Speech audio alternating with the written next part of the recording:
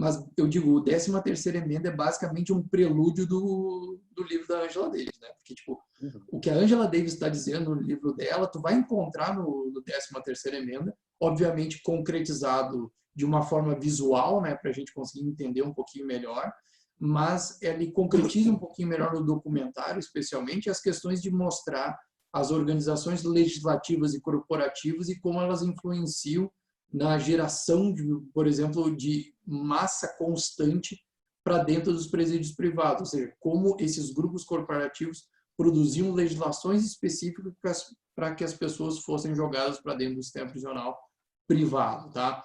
Mas isso, por que eu digo que é um mero prelúdio? Porque basicamente a Angela Davis já tinha concretizado isso no livro dela, né? Que eu vou tentar aqui projetar para vocês ele, que eu já deixei... Ah, não, não é esse o livro, desculpa, que eu projetei o livro do Mackenzie, né? Deixa eu projetar o livro dela. Tá aqui.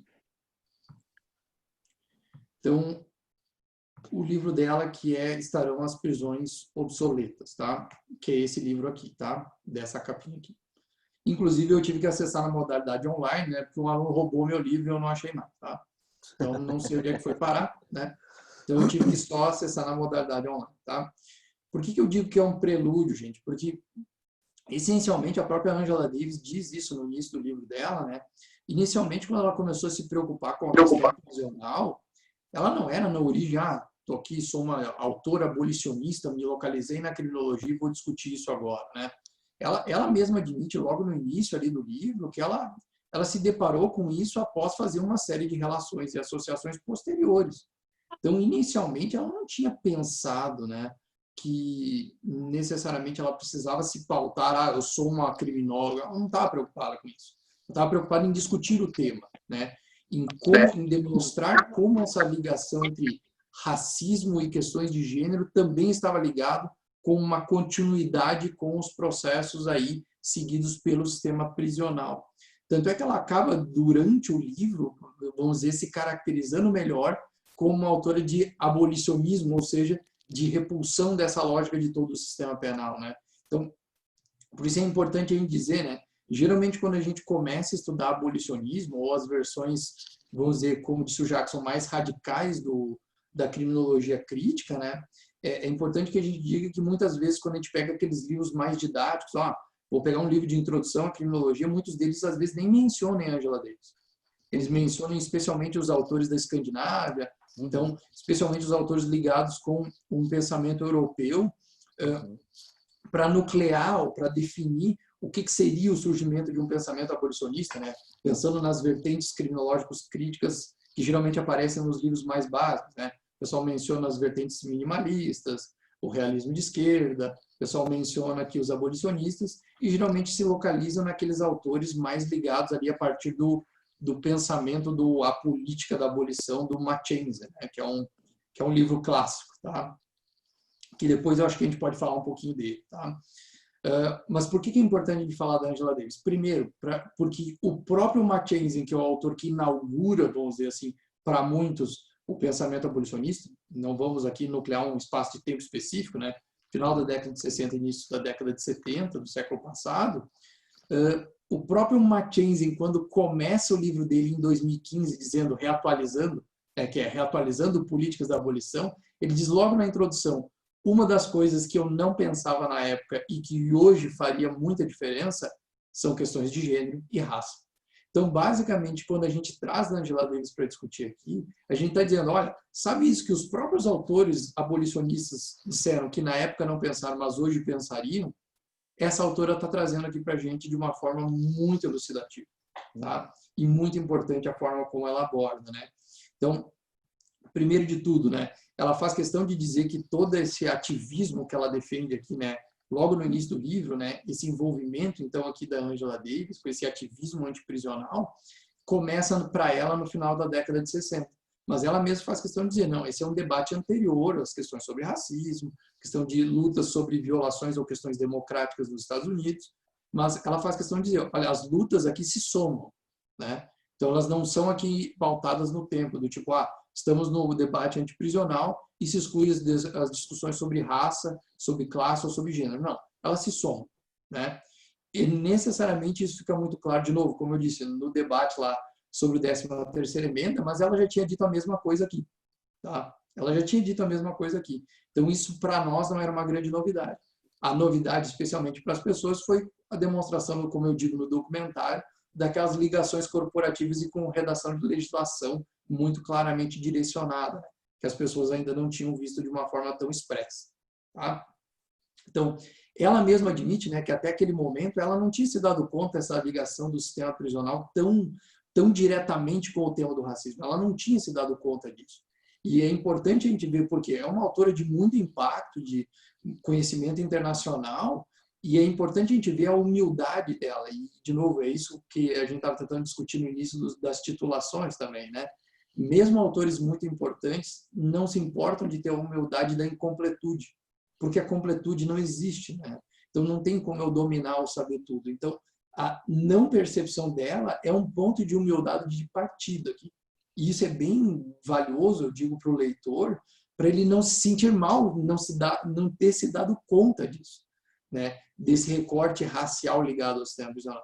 Para a gente entender que, olha, não é um problema não ter visto isso antes, porque uma das maiores autoras da área não viu, então faz parte, né? É um processo de aprendizado, né? A gente tem que ir amadurecendo essa discussão. Tá? O Felipe, se tu me permite um parêntese, Vai lá, eu comentei, agora eu não lembro onde foi, mas acho que foi numa live, não sei.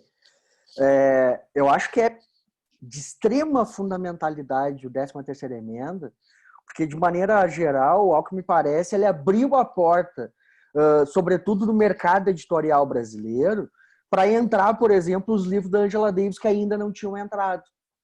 Né? Depois que estoura o 13ª emenda, com um sucesso monstruoso, e no 13ª emenda aparece a Angela Davis, aparece a Michelle Alexander, né?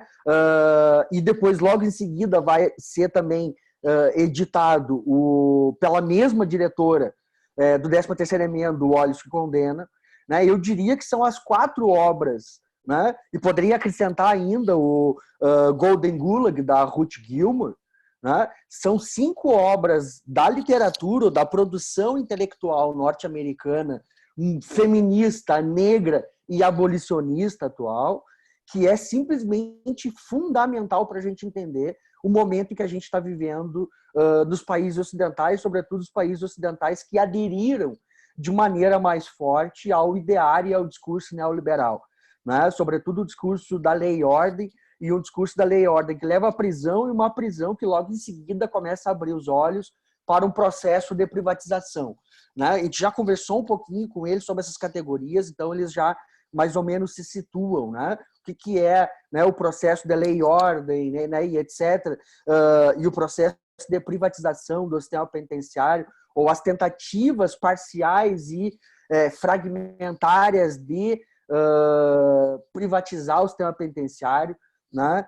Eles já estão mais ou menos lidando com isso, né? E é muito interessante porque elas vão efetivamente nos colocar isso como uma realidade, como uma agenda atual, como uma agenda presente, né? Ou seja, porque no nosso caso brasileiro, Felipe, né, a gente falava em quando se privatizar os presídios. Não, já está se fazendo isso.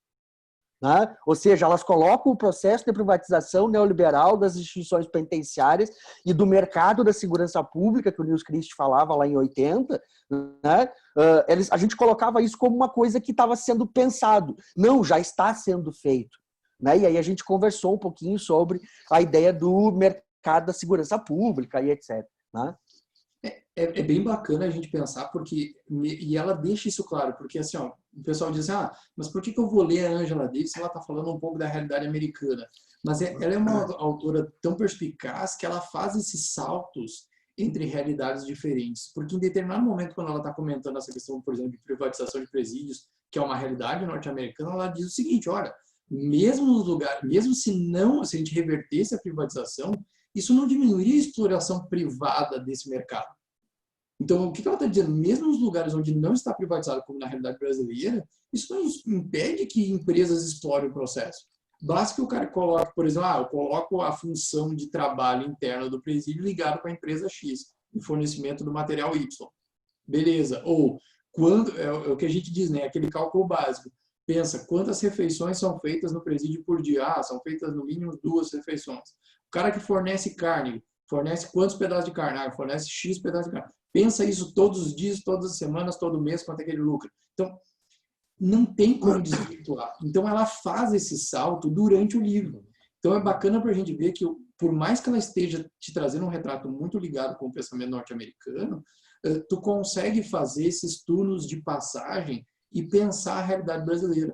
Então, não é inviável ler o livro dela. Então, eu sempre faço questão de dizer isso, porque os autores que a gente usa geralmente de base na criminologia, eles são especiais por isso, eles conseguem fazer esses planos de passagem, né, para a gente conseguir entender realidades diferentes. Lógico, com as devidas adaptações, sempre, né, com o devido cuidado, mas ela faz esse cuidado. E eu sempre me lembro disso por causa dessa passagem da parte de privatização de presídio. Porque ela disse, mesmo que nós revertêssemos ou que nós tivéssemos um sistema puramente público, ainda assim haveria exploração de corporações desse mesmo processo, só que por outras vias, né? E aí, como tu disse, o sistema de controle vai se aperfeiçoando, né? E a privatização de processos de segurança pública também. O processo de segurança pública e de iniciativas privadas nessa seara não fica restrito. Ele só vai encontrando outros mecanismos, né? É o que a gente diz, como eu gosto de brincar quando estou falando de tecnologia, né? É a estratégia do Google, né? Por que o Google investe um monte de tecnologia diferente? Porque o dia que tu fechar uma porta para ele obter dados, ele vai fazer por outra, né? Então não é porque ele é inovador, porque ele é os caras são criativos, não. É porque todas são formas de obter o mesmo elemento. Ele só vai dando voltas diferentes para chegar no mesmo ponto. Se você fechar uma porta com uma lei, ele já entrou por outra, tá? É basicamente isso. Então, quanto mais a gente pensar aqui, vamos fechar as barreiras aqui, vai se dar mecanismos de escape para entrar para o outro lado. Tá? Então, só para eu não fugir um pouco da dinâmica do que ela trabalha logo no início do livro, né? Ela diz basicamente que o estímulo prisional nos Estados Unidos claramente tinha a apelação aqui a mecanismos capitalistas. Tá? Isso está muito claramente ligado com as lógicas de departamento de defesa, com a lógica de segurança pública. Então, ela faz muita questão de dizer isso logo no início, né? De que essa ideia de desenvolvimento econômico em determinado momento foi ligado diretamente com o estímulo à questão prisional. Ou seja, uma coisa estava diretamente conectada com a outra, elas não eram separadas. Tá? A questão prisional estava completamente distante, por exemplo, das questões de desenvolvimento econômico. Não, elas estavam ligadas. Tá? Então, ela faz questão de dizer isso logo no princípio do livro. Tá? Um outro ponto, que essa é uma passagem que eu deixei grafado aqui, que ela diz que tem todo um trabalho ideológico para a questão da prisão. Então, tem um aspecto que ela começa a trabalhar aqui e que a gente vê também em trabalhos do Husman, ou do Christie, ou de outros autores abolicionistas, que é a lógica da vinculação de pena com castigo, né? De prisão-castigo. Então, toda essa mentalidade que liga como se fosse uma realização natural de prisão-castigo é algo que a Angela Davis trabalha aqui de algum modo, que faz parte disso, ou seja, para que a gente não consiga ver alternativa nenhuma, né?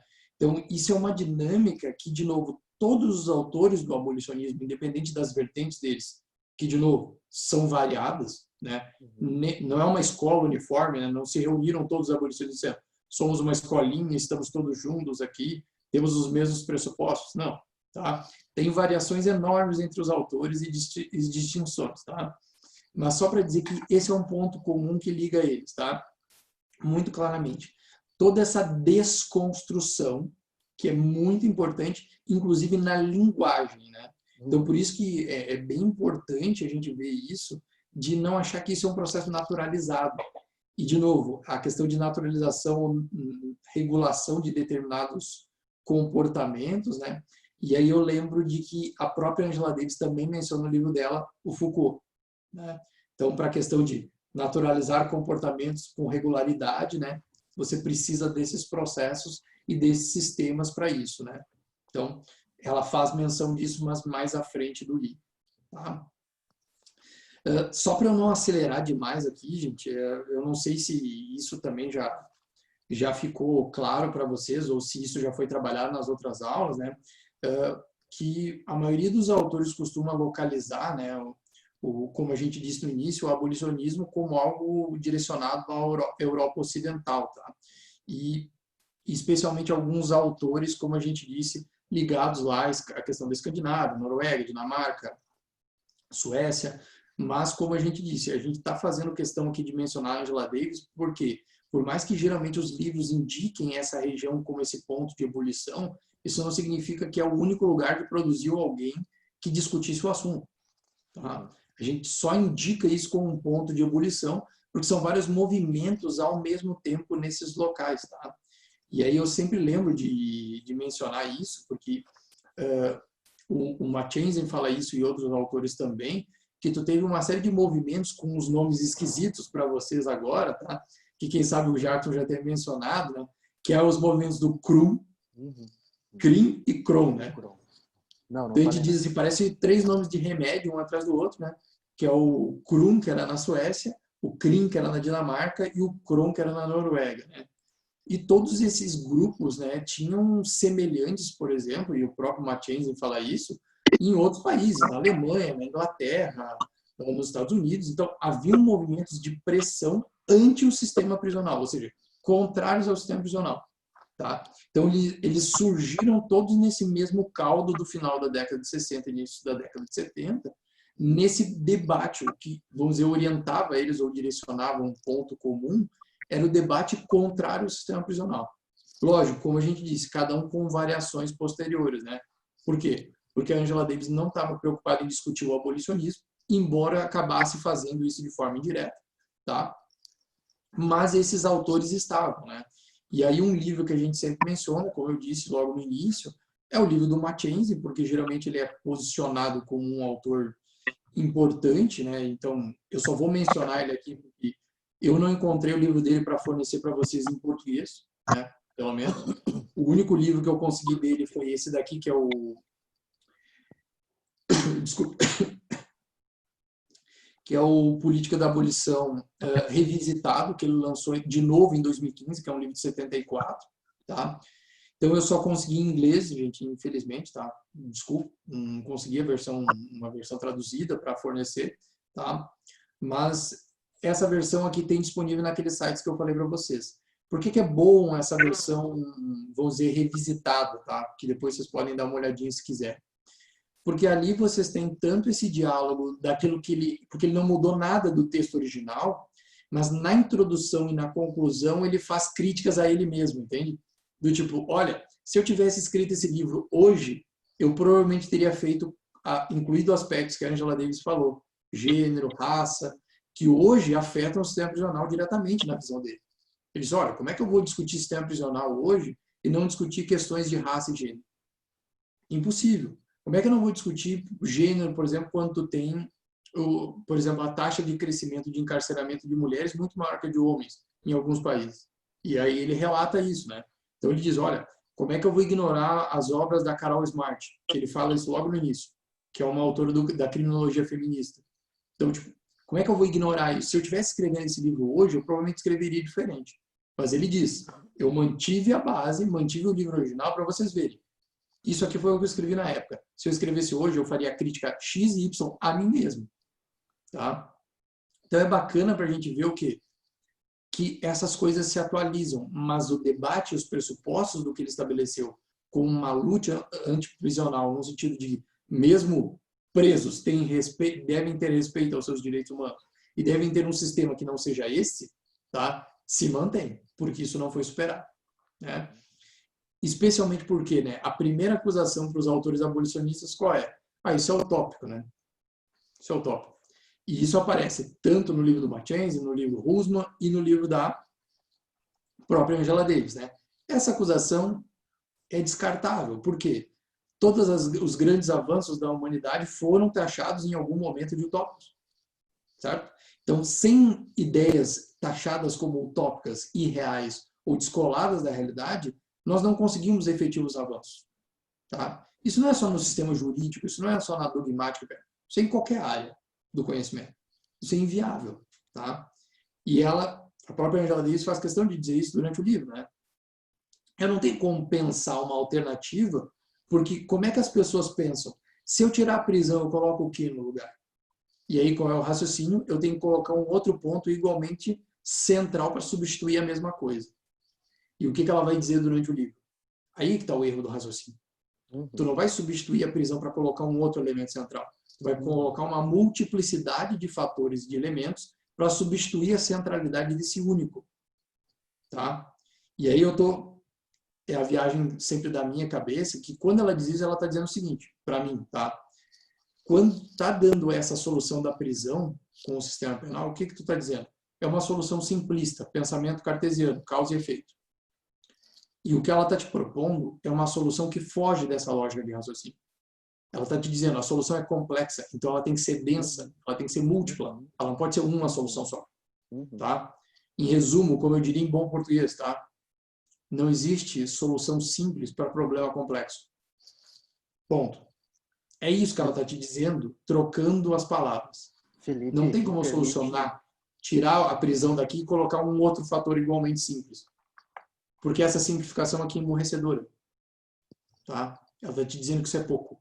Então ela está dizendo múltiplos fatores. Tá? Então quando tu vê uma obra, por exemplo, aí eu vou citar um autor nacional, quem sabe vocês já tenham lido, inclusive, o livro, né?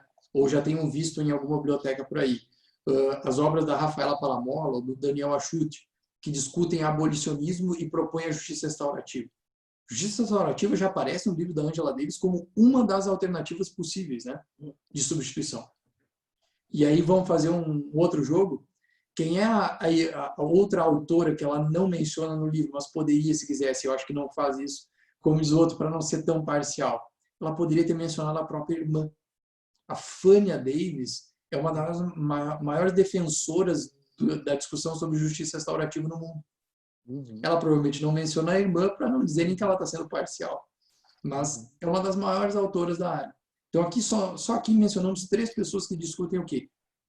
Profundamente uma das alternativas que a Angela Davis oferece. Uma das. E ela oferece várias. Tá? Então quando o pessoal diz não tem alternativa à prisão. Não tem alternativa singular. Todos os autores abolicionistas oferecem pluralidades de alternativas. Certo? E isso que é importante a gente dizer. A gente não vai simplesmente trocar uma coisa pela outra. Isso aqui não é jogo de futebol. Não vou substituir o 10 pelo 20 aqui. Tá? Não é substituir um jogador pelo outro. A gente precisa trocar aqui, mas a gente precisa trocar por uma quantidade maior de fatores. Senão a gente não responde o problema. Tá? Felipe, Então, isso me permite acrescentar, e chega num ponto que eu queria trabalhar com eles. Tem uma passagenzinha, né? Tanto o Rusman quanto o Nils Christie, eles explicam muito a base teórica do abolicionismo a partir de parábolas, né? E tem uma parábola do Rusman, né? Nessa edição mais nova, na página 118, na edição mais antiga, na página 100, né? Que ele vai chamar de 5 estudantes, né? E aí eu vou ler para vocês porque é pequenininho, né? Ele vai dizer o seguinte, e aí a partir disso eu acho que a gente consegue encadear algumas coisas que está aí no teu script, está aqui no meu. Chamaram um fato, vamos lá, 5 estudantes moram juntos, tá? Num determinado momento, um deles se arremessa contra a televisão e danifica, quebrando também alguns pratos. Como reagem seus companheiros? É evidente que nenhum deles vai ficar contente. Mas cada um deles, analisando o acontecido à sua maneira, poderá adotar uma atitude diferente. O estudante número 2, furioso, diz que não quer mais morar com o primeiro e fala em expulsá-lo de casa. O estudante número 3 declara: o que se tem que fazer é comprar uma nova televisão e outros pratos e ele que pague. O estudante número 4 diz o seguinte: traumatizado com o que acabou de presenciar, grita: ele está evidentemente doente. É preciso procurar um médico e levá-lo a um psiquiatra. O último, enfim, sussurra e diz: a gente achava que se dava bem, mas alguma coisa deve estar errada na nossa comunidade para permitir um gesto como esse. Vamos juntos fazer um exame de consciência. Aqui a gente tem toda a gama de reações possíveis diante de um acontecimento atribuível, uma ação ou omissão, a uma pessoa. O estilo punitivo, o estilo compensatório, o estilo terapêutico e o estilo conciliador, né? E aí, reticências. Né? O que eu queria pegar a partir disso, pessoal? Quando a gente atribui um fato-crime, quando a gente atribui uma conduta, o nome de crime, né? Aquilo que a gente viu lá Felipe caiu. Aquilo que a gente viu lá no nosso conteúdo, né, do labeling approach, seria de etiquetamento, interacionismo simbólico, né? Quando a gente atribui a uma conduta, a uma ação ou uma omissão, um crime e uma pena, nós simplesmente aí estamos anulando todo um outro leque de possibilidades, de formas de lidar com essa realidade social, né? Ou seja, quando a gente diz tal conduta é um crime, né? Nós estamos simplesmente dizendo a única coisa que nós temos para fazer com isso, com aquela relação e com aquele, com aquele violentador, com aquele delinquente, criminoso, bandido, vagabundo, da forma como vocês quiserem chamar, né? É atribuir-lhe uma pena de prisão e um período separado da sociedade. Isso resolve o conflito, e aí a grande crítica da Angela Davis e da literatura abolicionista é tentar demonstrar na materialidade concreta o quanto a prisão, em seus 250 anos, até hoje, nunca conseguiu resolver conflito nenhum, né? Ele simplesmente consegue atribuir uma única resposta pré-definida, né, pré-programada a todo e qualquer tipo de conflito social, né? Eu acho que vocês conseguem fazer uma análise, né, de o quanto é diferente, por exemplo, uma lesão corporal comum de uma lesão corporal do marido contra a mulher, né? Qualificado na legislação, na Lei Maria da Penha. São conflitos diferentes. Qual é o tratamento que o sistema jurídico ou o sistema penal dá? O mesmo. Atribuição de uma pena de prisão. Eu acho que vocês conseguem ter uma ideia de, né, um crime de homicídio ou as múltiplas possibilidades de um crime de homicídio, né, e o crime de posse de substância entorpecente. São fatos completamente diversos. E a única forma que o tratamento penal tem de se relacionar com esses fatos, com essas pessoas, com esses conflitos sociais, é atribuindo a mesma resposta sempre, e a única resposta atribuível é justamente a resposta da pena de prisão, né? Então, essa parábola ela vai trazer no sentido de, quando a gente fala em abolicionismo penal, né, nós não estamos falando de, e aí eu vou utilizar um vocabulário, né, mais atual, né, mais presente para vocês. Nós não estamos falando em passar pano para vagabundo, não estamos falando em passar pano, né, para autor de fato definido como crime, né? Nós estamos falando de tentar ampliar o leque de possibilidades de enfrentar a realidade social e o conflito social existente. Quando a gente fala existe um ato de violência contra a mulher, né? Não é simplesmente o homem que bate na mulher. Por trás de uma agressão física, por trás de uma lesão corporal, de uma tentativa de homicídio, tem todo um fato complexo de relação de violência que muitas vezes perdura por anos, né? E simplesmente atribuir uma medida protetiva vai resolver? Muito provavelmente não. Talvez, inclusive, pode gerar talvez mais problemas do que soluções, né? Ou seja, aí estou pegando o fenômeno da violência contra a mulher, mas a gente poderia pegar uma infinidade de outros fatos pontuais. Mas eu acho bacana essa parábola, Felipe. Eu estava até te procurando aqui porque eu achei que tu tinha caído. Eu caí. Ah, tá, tu caiu e voltou. Deu um pique na luz e eu caí. Então, eu acho bacana essa parábola porque ela nos permite, né? Ela nos permite ver o quão simplista, e aí pegando exatamente a forma como tu estava encadeando a discussão, o quão simplista é a decisão penal referente ao que a gente define como fato-crime. O como a nossa própria definição de fato-crime é simplificadora, né? E aí o Rusman também vai trazer alguns outros elementos, né? O Lewis Christie também, né? No que ele vai chamar de obsolescência programada, né? Ao longo do semestre eu falava para eles, o artigo 121, matar alguém, 2 pontos. Simplesmente aquilo absorve ou coloca em prática de forma absolutamente exemplar, né, um princípio da legislação moderna de abstração e generalidade, né, que quanto mais abstrato for, ou seja, quanto menos o dispositivo disser, mais gente, mais fatos ele vai permitir englobar, né? Ou seja, dentro do artigo 121, tu pode fazer aquilo de absoluta e infinitas formas. Tu vai estar realizando o artigo 121. E aí tu vai decidir se é efetivamente o artigo 121 na frente de um juiz, E aí entra de novo a questão de raça, a questão de classe, né, a questão histórica, né, e etc. Ou seja, nós atribuímos uma simplificação monstruosa à legislação penal e, sobretudo, a forma como a legislação penal enfrenta o fenômeno criminal. Né?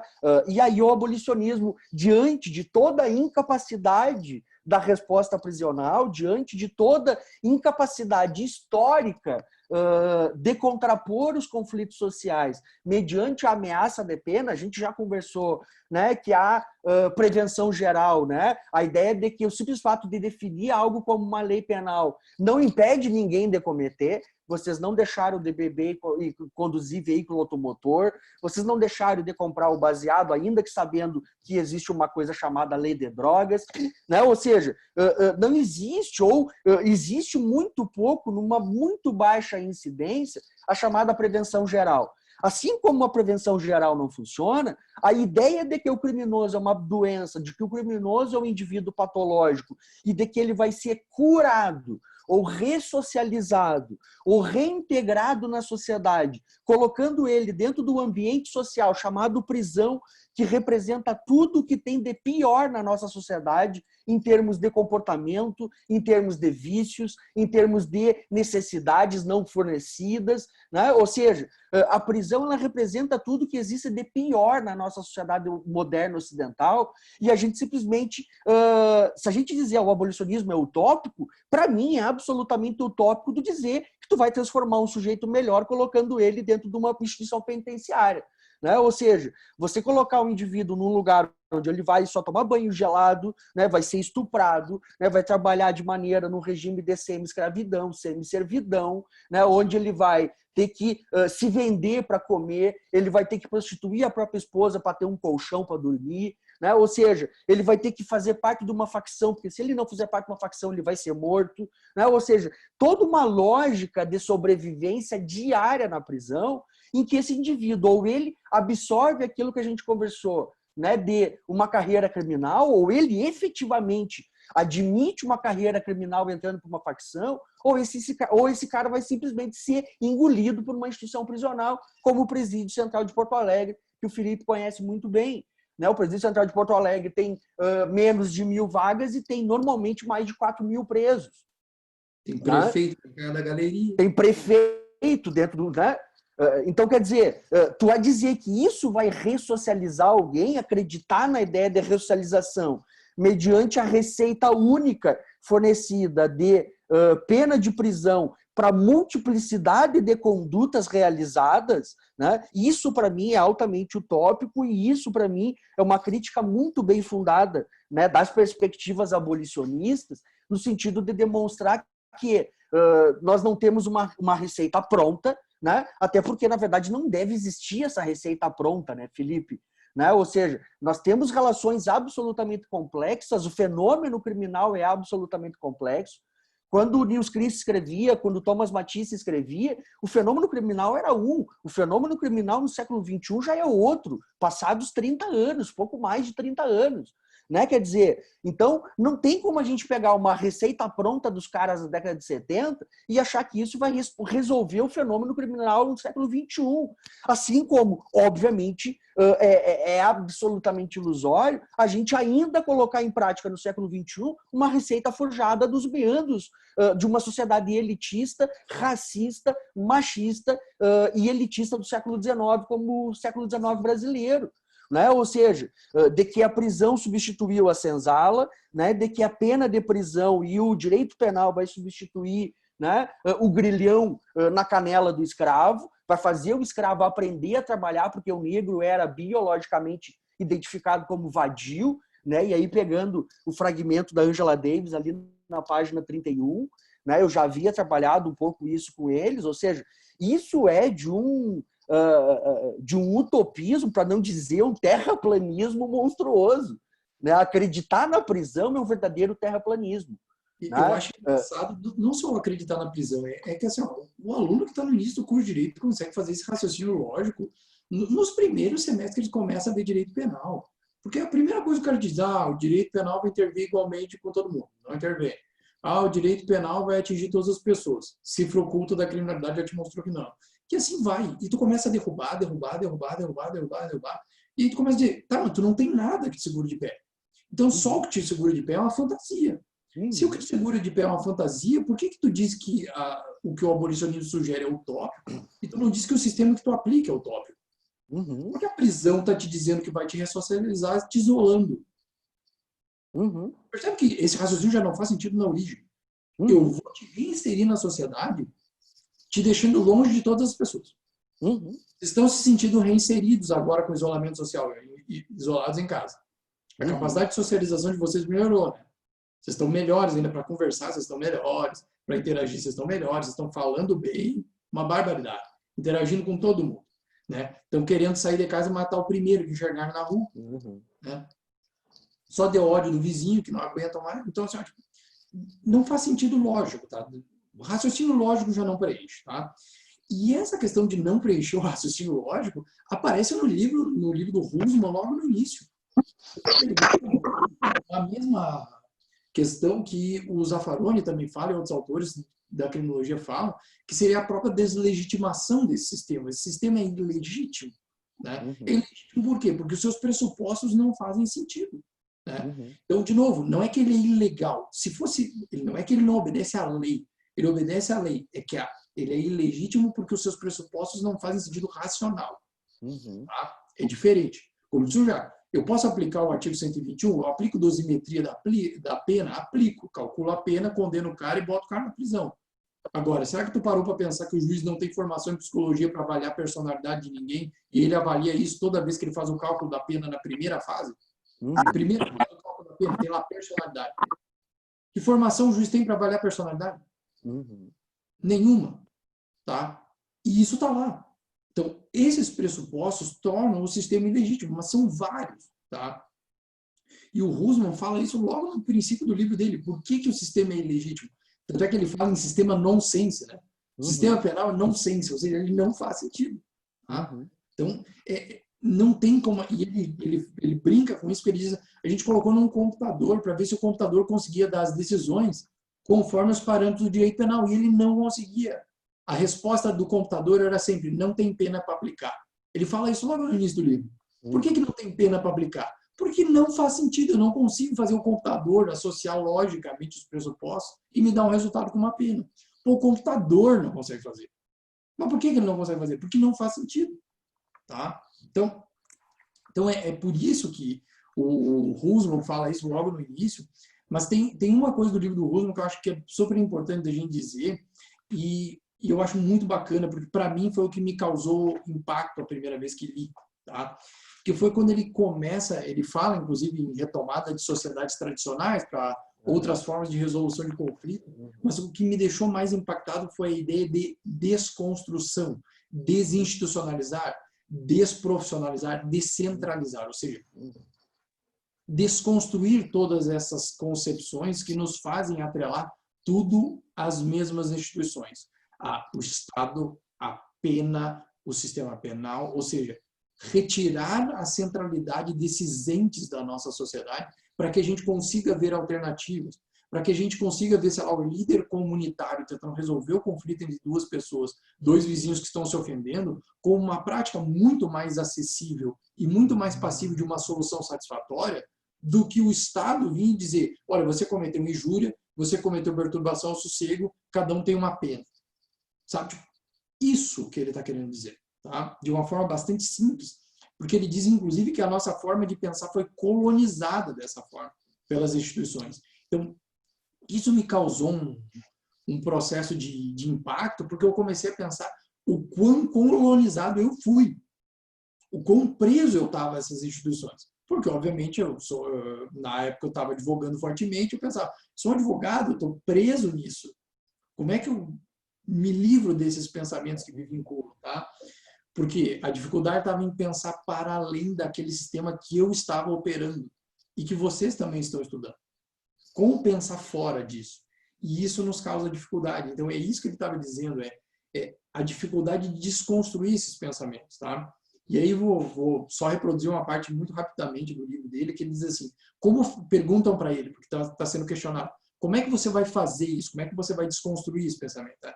A meu ver, a única maneira de deter essa cancerização institucional para revalorizar outras práticas de relacionamento social é desinstitucionalizar na perspectiva abolicionista. Então, e aí pergunto para ele, todos os caminhos levam ao abolicionismo, né? É verdade. As outras ideias-chave que mencionei, solidariedade, conversão, também me deram para lá, ao mesmo tempo que dão conta da minha identidade. Então, ele diz que isso forma ele enquanto sujeito, e esse pensamento de pensar essas outras perspectivas, inclusive essa outra ideia que ele fala ali, o que ele fala em solidariedade, tá? E aí me desculpem o parênteses, né? Porque aí vou fazer só a minha ligação. O porquê que esse tipo de autor é importante para mim é porque a ideia dele de solidariedade, gente, não está muito distante do que alguns autores que discutem, por exemplo, hoje em dia, sei lá, Pachamama ou sustentabilidade, que é uma das linhas do nosso programa de mestrado aqui, está muito próxima. Porque a ideia dele de solidariedade são o quê? A ideia de igualdade, mas uma igualdade material. Porque ele vai te dizer que a igualdade que está na lei, ela é sempre formal. Ela nunca vai alcançar os pressupostos que ela diz que vai alcançar. Ela nunca vai reduzir desigualdade social. Ela nunca vai conseguir melhoria de condições para as pessoas. Porque ela é uma mera declaração. A solidariedade que ele quer cultivar como ideia base é uma solidariedade que potencializa uma igualdade material, que é o que a gente diz que o direito fundamental à igualdade, como está discutido lá em direito constitucional, deveria alcançar, mas que não vai alcançar. Tá? Pelo menos não com uma mera declaração jurídica. E é isso que ele está dizendo aqui. Então, essa ideia que ele traz de solidariedade ou de conversão está muito ligado diretamente, inclusive com quem discute hoje em dia, sustentabilidade no sentido amplo, tá? Sustentabilidade das instituições, sustentabilidade da sociedade, sustentabilidade das relações humanas e não humanas, né? Com o planeta, vamos dizer assim, como um todo. Então, essa ideia dele é muito ampla, tá? Mas esse pensar fora da caixa, para mim, é o que me causou mais dificuldade no início, porque eu tinha dificuldade de pensar o quê?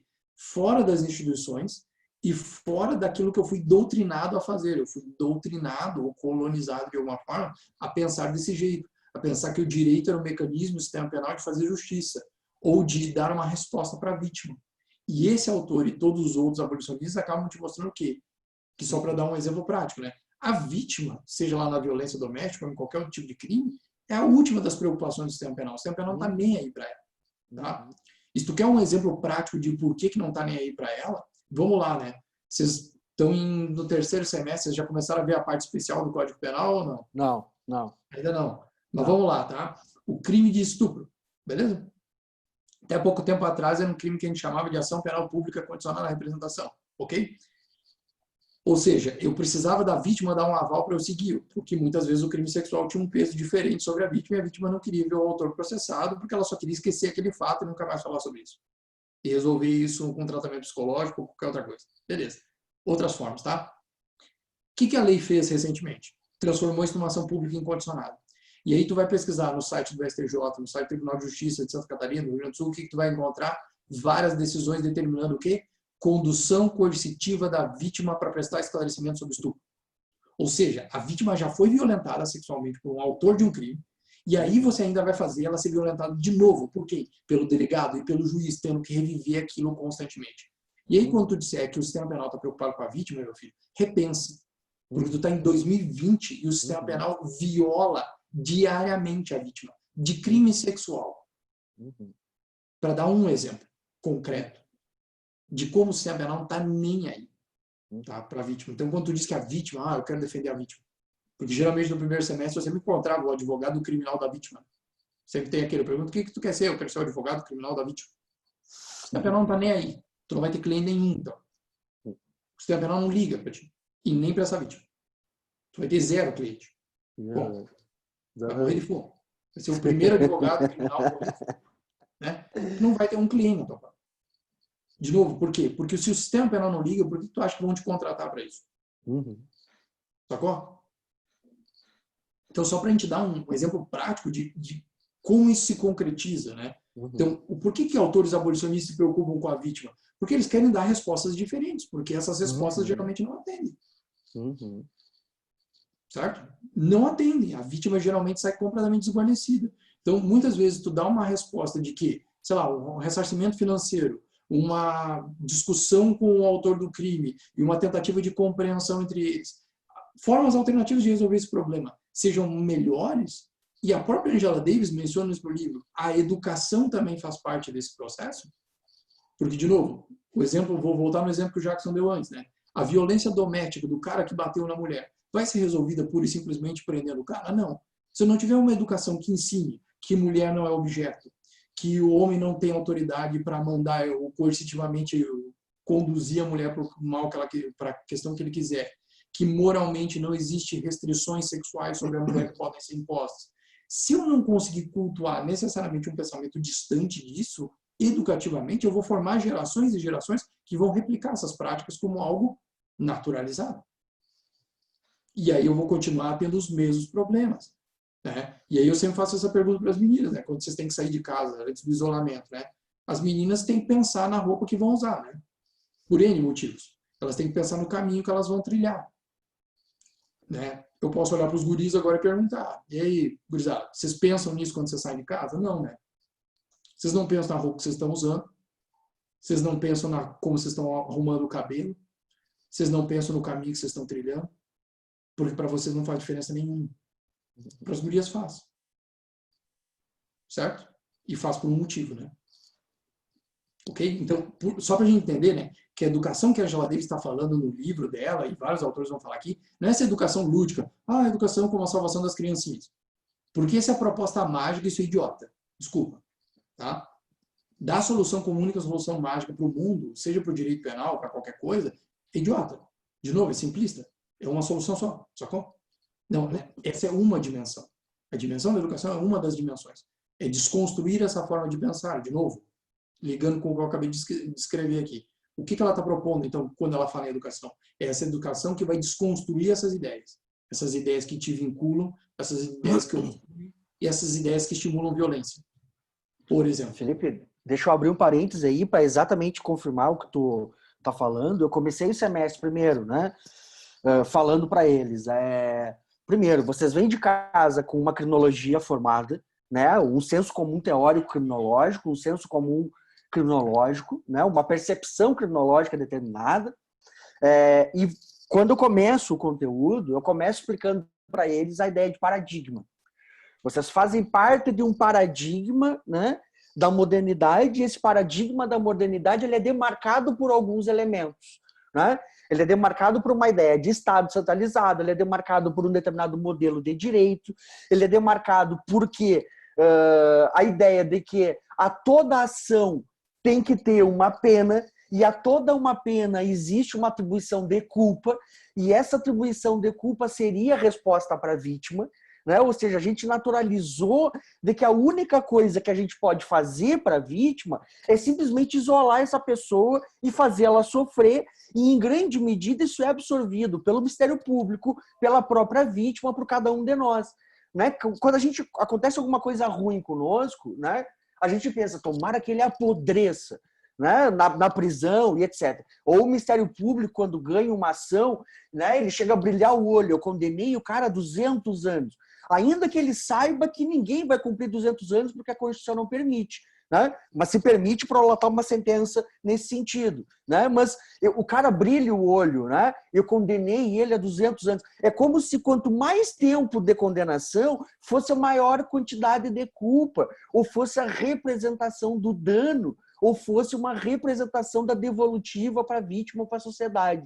Né? Ou seja, então a ideia de que a atribuição de culpa fosse resolver alguma coisa, né? E de que isolar e fazer alguém padecer dentro de uma masmorra seja devolver alguma coisa para a vítima. Né? Se você teve o seu iPhone roubado, pegar um pobre bicho que te bateu uma carteira no centro da cidade, né, passeando em Copacabana, etc., e botar esse cara dentro de Bangu 1, dentro do Presídio Central, dentro aqui do Presídio Santa Augusta, por 6 anos por conta de um furto, por conta de um roubo, né, por conta de um furto qualificado, por conta de uma reincidência e crime contra o patrimônio, não vai te devolver o teu iPhone.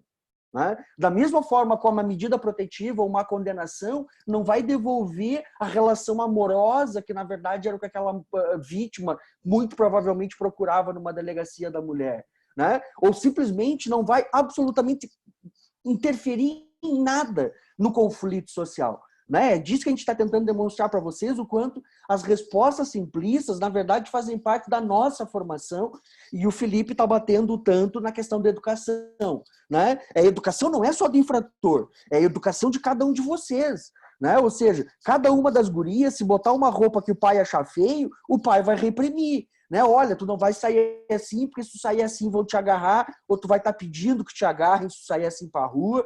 Qualquer um dos guri encheria o peito, né? Se alguma das namoradas disser, ó, tu não vai sair com essa roupa, tu vai dizer, quem é tu para me dizer que roupa eu vou usar? Né? Mas a mulher pode ouvir isso por conta de uma questão cultural. Né? Ou seja, então não é só o cara que bate na namorada, não é só o cara que vai preso por tráfico de drogas, né? Existe um processo cultural, né, de que cada evento sociocriminal que acontece com cada um de vocês, a gente revive todo esse paradigma em que a gente acha que vai resolver alguma coisa, botar o indivíduo dentro de uma penitenciária, né, de que esse indivíduo deve receber uma pena de morte, desde que não seja contigo. Né? E aí tem uma questão interessante, né, Felipe? Ou seja, a gente sempre acha que a pena tem que ser dura e que a culpa recai, e só tem pena dura quando recai culpa, né? E quando recai algum fato, quando acontece algum fato em qualquer pessoa que esteja próxima de nós, ou mesmo conhecido, ou mesmo conosco, a gente tem uma diversificação de fatores para impedir que essa culpa recaia. Né? Ou seja, mas não é mal, mas ele não fez por querer, mas ele é trabalhador, mas ele tem uma mãe, mas ele também tem um pai, mas aquele cara é religioso, né? Mas aquele cara vai deixar uma mãe, vai deixar uma esposa e os filhos desamparados, né? Mas é um baita de um funcionário, né? Beleza, todos esses fatores valem para qualquer um dos indivíduos que você aponta o dedo. Todos esses fatores.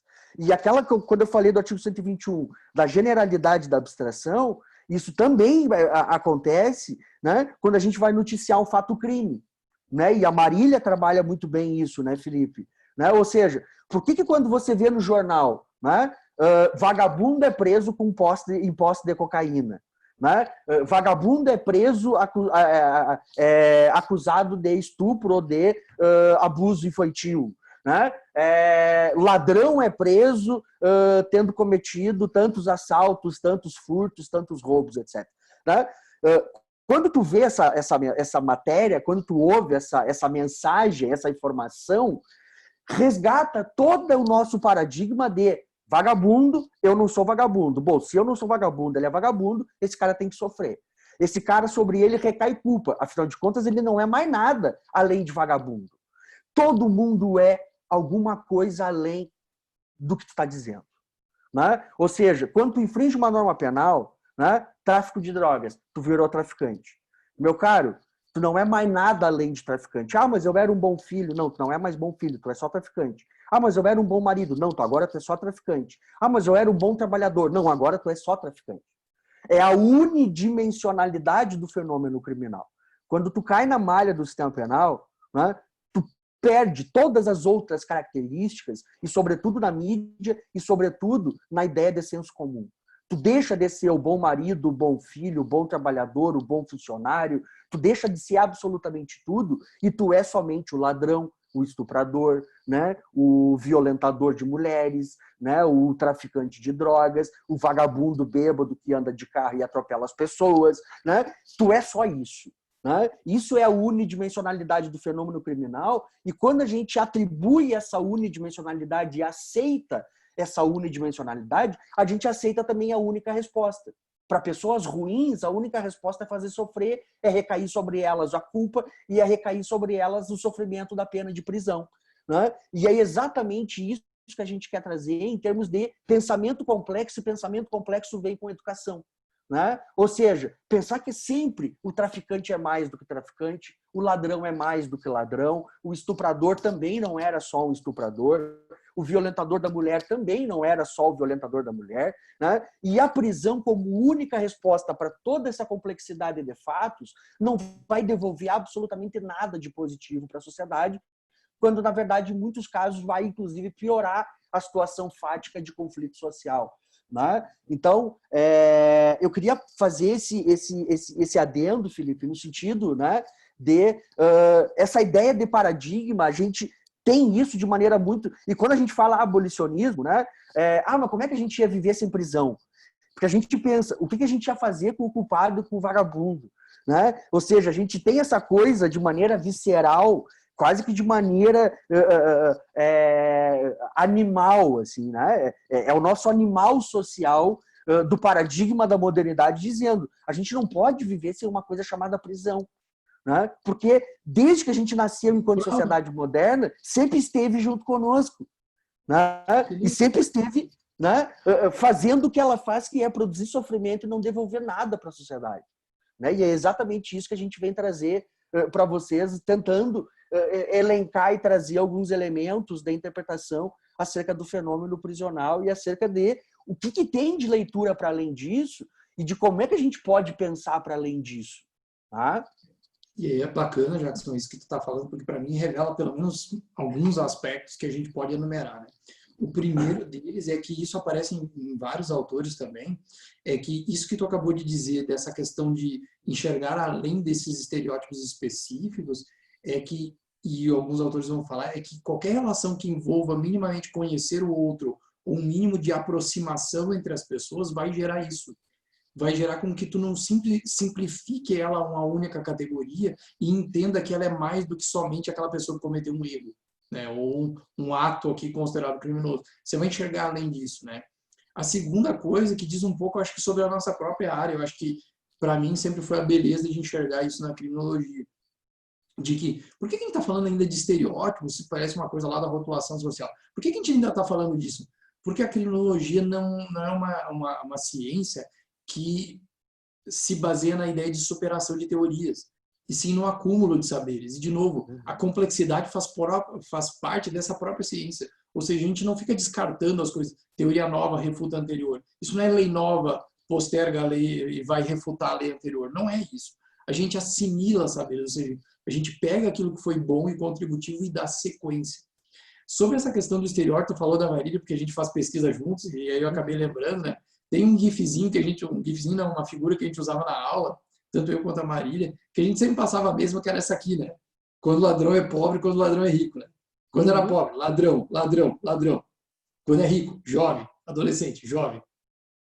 Cara, e as notícias são mais ou menos da mesma época, tá? Tudo da mesma semana, tá? Acho que ou do mesmo mês.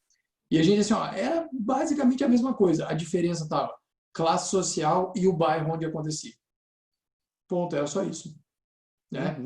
E isso aqui a gente viu porque, por exemplo, em Passo Fundo aconteceu N vezes, tá? Estudantes das nossas universidades aqui eram pegos, sei lá, com grandes quantias de drogas. Estudante da universidade é pego com, sei lá, quantia X de drogas. Não era traficante. E a criatura estava trazendo trocentos quilos, tá? Não era um, dois, era trocentos quilos. Não, estudante de medicina. Ah, não, se ela é estudante de medicina, ela não trafica, né? Ela tudo usa o pessoal. Ela tinha 50 quilos, mas ela ia fumar tudo sozinha, né? Sacou? Então, esses estereótipos, essas coisas são, de novo, simplificações. Mas aí que tá. É para a gente entender que quando a gente fala nesse processo educativo, ele é maior do que simplesmente dizer a educação formal. Não, não. É educativo enquanto cultura também, gente. É a cultura que forma a gente. Então, essa lógica agressiva, por exemplo, imposta, seja contra mulheres, seja a lógica de enxergar no criminoso sempre a pessoa negra, ou sempre determinadas etnias ou determinadas categorias sociais, são imagens que também se projetam. Assim como os próprios autores e a própria Angela Davis diz, a interpretação errada que a gente faz da prisão sobre qual é a realidade prisional vem do cinema, vem das obras culturais que a gente consome, que são romantizadas, né? Como diz outro, é o cara que olhou o Prison Break e achou que ele ia desenhar um negócio, uma tatuagem e fugir da prisão quando ele entrasse lá, sabe? Que é uma estupidez, porque aquele seriado é horrível e beleza, mas é uma visão romantizada da prisão.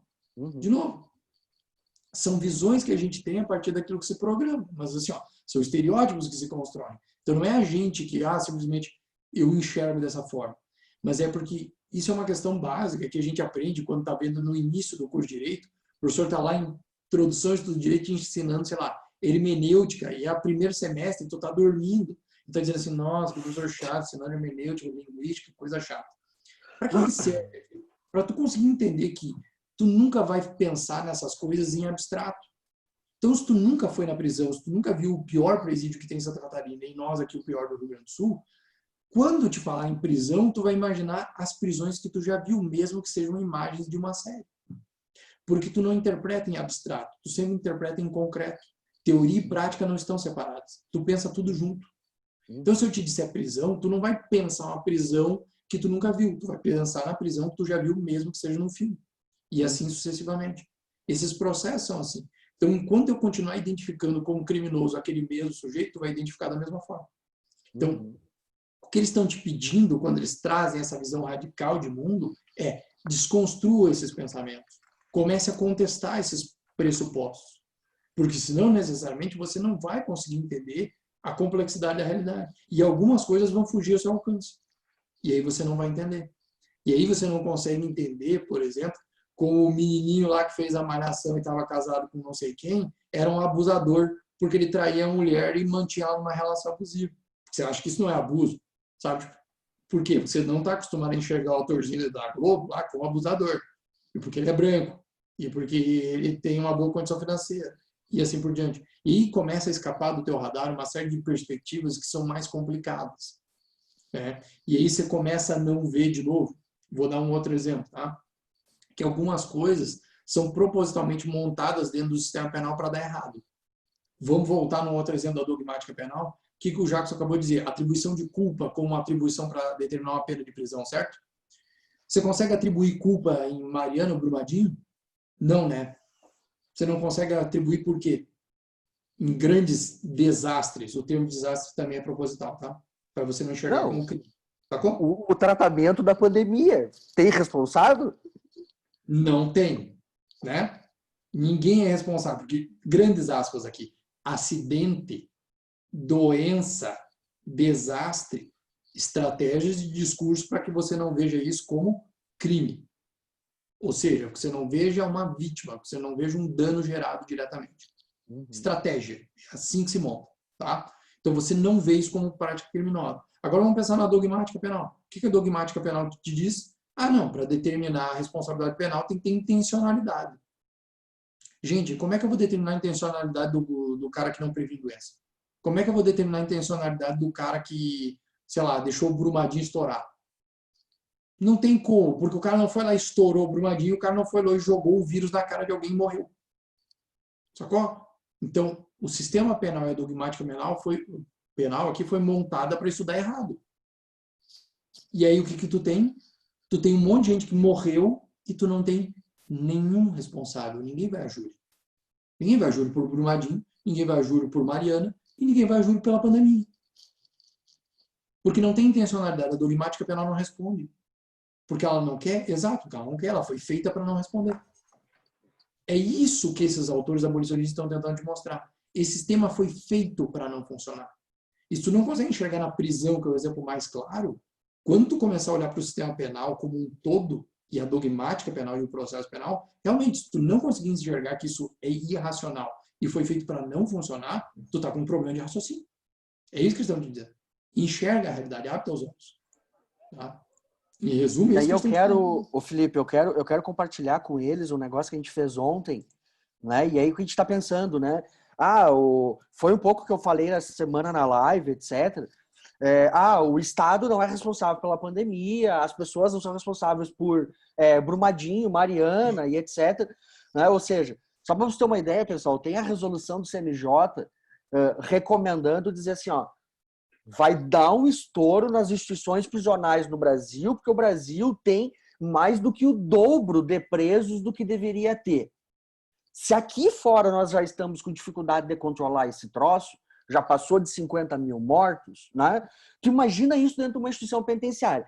E aí grande parte dos juízes vai chegar e vai dizer, não, mas dentro das prisões eles estão mais seguros dentro do que fora. E aí eu quero compartilhar com vocês o modelo de segurança das prisões no Brasil. Isso é uma cela de uma instituição prisional de São Paulo.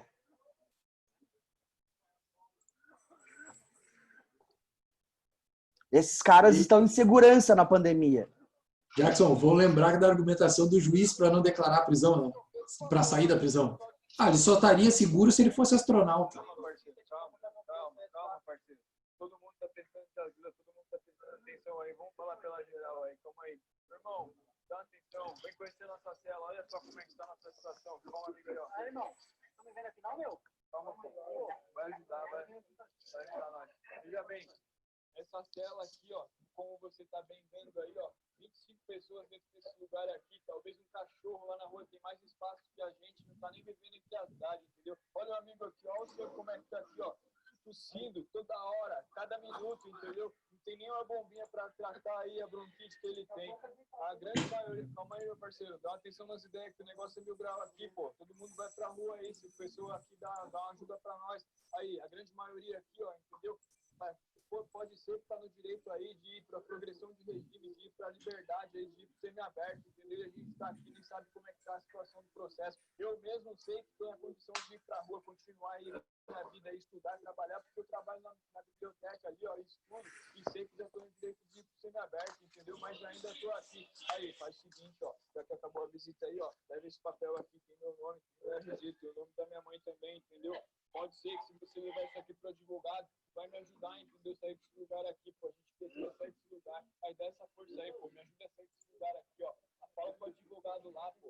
Aquele abraço aí, vai na fé, vai na... Então, assim, é interessante porque, assim, primeiro, grande parte de vocês, né, salvo algumas exceções, né, que já conhecem o sistema prisional de alguma forma, grande parte de vocês não tem essa imagem do sistema prisional no Brasil. Né? Se vocês irem aqui no Presídio Santa Augusta, o panorama seja talvez um pouco menos pior, mas o panorama é esse. Uma cela que deveria ter 8 tem 16. Né? Ali eles estavam numa cela que era para ter 8, tem 25. Né? Isso é a realidade de Porto Alegre, é a realidade de Salvador, Recife, né?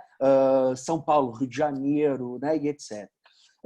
Gente, o próprio São Pedro de Alcântara, aqui na região metropolitana, ou o presídio de Joinville, né, que o João Marcos Buch, volta e meia, tem vários problemas aí conhecidos, né, enfim. Mas o que a gente quer tentar demonstrar é no sentido de, né, essa é a imagem do sistema prisional e que, de maneira geral, a gente não tem. Né? Porque da mesma forma que nos é nutrido, né, a ideia de que só existe a pena para devolver, né, para a vítima, a única coisa que a gente tem para fazer é atribuir um crime, esse crime atribuir uma pena, essa pena recair sobre uma ideia de culpa, e é isso que a gente tem para devolver para a sociedade e para a vítima. Né? A gente também tem uma ideia absolutamente introjetada, né, de que o presídio no Brasil não é caos nenhum, de que o presídio e as instituições prisionais no Brasil, né, volta e meia tem algum outro terraplanista aí, né, dizendo que são hotéis 5 estrelas, são pousada, né, que eles vão para lá, eles têm comida, de que eles têm onde dormir, né, de que eles têm segurança e etc. Né? Ou seja, gente que nunca botou o pé dentro de uma unidade prisional, gente que nunca falou olho no olho com um cara que esteja cumprindo uma pena ou respondendo um processo crime, né? Ou seja, é uma visão absolutamente, e eu digo terraplanista porque nem utópica ela pode dizer, porque de maneira geral a gente pensa em coisas utópicas, coisas que são construídas a partir de uma perspectiva progressista. Né? E a prisão, ela nunca vai ser um projeto progressista. Né? Só que enquanto a gente não consegue tirar a prisão do nosso horizonte, a gente não para. Né? E o primeiro capítulo da Angela Davis parte exatamente dessa intersecção, né? Ou dessa disjunção. Né? Abolir ou reformar. Já? Gente, não tem mais o que reformar na prisão. Todas as reformas que se fez na prisão, ou que tinha para se fazer na prisão, elas já foram feitas até chegar no ápice do modelo prisional, que é o que a gente tem hoje de complexo industrial prisional altamente explorado economicamente. Esse é o modelo mais acabado de projeto prisional formulado e pensado pelo Jeremy Bentham lá no século XVIII. Né? Ou seja, não tem mais o que falar em reformar a prisão. A prisão já deu tudo que tinha que dar, nunca conseguiu responder à sociedade de acordo com o que se prometeu. Né? E aí, pegando aqui, não só Foucault, como a professora Vera Andrade, né? Ela sempre devolveu muito mais coisas encobertas e sempre foi um fracasso monstruoso nas promessas declaradas, né? A promessa de recuperar, a promessa de diminuição de criminalidade, né? Ou seja, a promessa de pacificação social com direito penal e a promessa de reagrupação, né? de reorganização social com encarceramento. Isso é uma mentira monstruosa e essa mentira está mais do que descarada no livro da Angela Davis, né? Ou seja, tem dados concretos hoje, a gente tem mais gente presa, mais gente preta presa nos Estados Unidos do século XXI do que tinha de negros escravizados nos Estados Unidos do século XIX. E isso é muito sintomático no sentido de dizer a prisão é a nova forma da escravidão, e tem vários autores norte-americanos que têm chamado disso, sobretudo a partir do momento em que a prisão começa a ser explorada enquanto locus de trabalho prisional. E isso a gente já está fazendo aqui em Santa Catarina, Felipe, é o objeto do meu livro novo, né? Ou seja, Santa Catarina já foi assumida, né? Se assumiu e também foi aceita pelo Ministério da Justiça, né? Como a vanguarda do projeto penitenciário brasileiro, né? E esse projeto penitenciário já tem data marcada para ter 100% da malha prisional trabalhando para empresas privadas. Em Santa Catarina já tem mais de 250 empresas conveniadas à Secretaria de Justiça e Cidadania, tomando trabalho prisional dentro das instituições prisionais. Desde a lingerie que tu compra, até o pão industrializado que tu compra no supermercado, até a roupa de grife, muitas dessas coisas estão sendo produzidas dentro de unidades prisionais, né? Em Concórdia, em Lages, em Curitibanos, em Joinville, em Blumenau, aqui na Penitenciária Sul, né? E etc. Então, a Angela Davis ela parte dessa disjunção, abolir ou reformar. Né? E aí me parece que ao longo do livro dela, desde uma abordagem de gênero, desde uma abordagem da questão racial, né? Desde uma abordagem de classe social, né? E também a partir de toda a literatura abolicionista anterior, né? Ou a literatura, né? Tradicionalmente abolicionista, né? Dos escandinavos. A gente pegou aqui hoje o livro do Husman, né? Para tentar demonstrar o fracasso que a prisão é e tentar devolver alguma coisa boa para a sociedade. Né? E aí a gente volta àquela questão, né? Devolver alguma coisa boa para a sociedade jogando ela, né, dentro do que a gente acabou de ver. Né? Não existe possibilidade disso. E Só isso para nada vocês mais é... uma sugestão, né? Já que a gente dá às vezes sugestão de documentário, eu lembrei que tem um outro documentário que é bom para a gente ver um modelo prisional diferente, que é esses modelos mais ligados à Escandinávia, né? Tem uma dose de humor, mas tem uma dose, obviamente, de realidade ali, que é o Invasor Americano. Ele deve ter no Netflix ainda, se não me engano, que era é